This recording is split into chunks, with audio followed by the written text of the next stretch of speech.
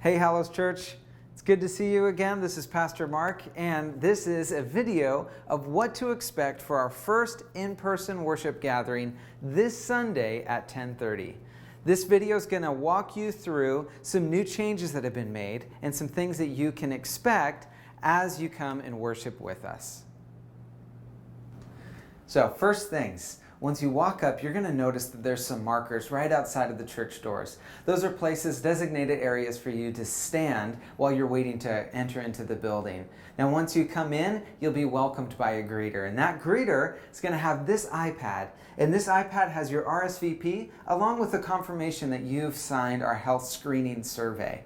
Now, what he's going to do from there, he or she is going to send you to our sanctuary doors where you'll then be welcomed by a seating host.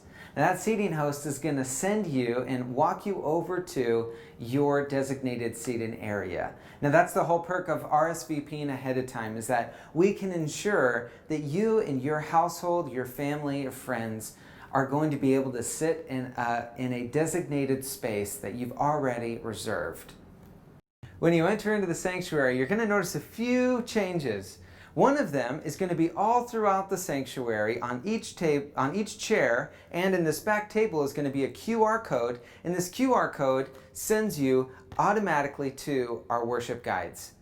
Every Sunday you're used to receiving one of these worship guides that have all of our relevant information in there, but now you're going to be able to take your phone and scan that QR code and it'll take you right to this. But let's say you don't have a phone that has smartphone capabilities, no problem, we'll still have these worship guides right on this back table, right next to the hand sanitizer. Now when you come in and you take a seat, you'll notice right in front of your chair is going to be our communion elements. These are all individualized and personalized for you and for everyone in your household that wants to partake of communion together. Now, one difference that we're going to do during our service is we're going to be taking the Lord's Supper together instead of providing that time where we all line up and go in the back and then come back to our seats. For safety reasons and just to be a body of believers together, we're going to do it at the same time. Now, another thing I want you to notice is that on stage, we've provided over 15 feet of distance from the stage to that first row. The reason why is because we want to follow those social distancing protocols.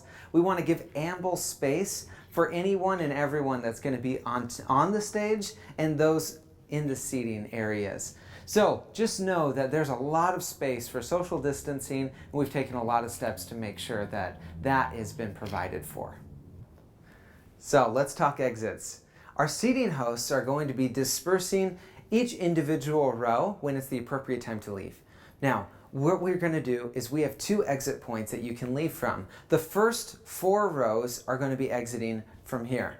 This is the front of the stage to the left.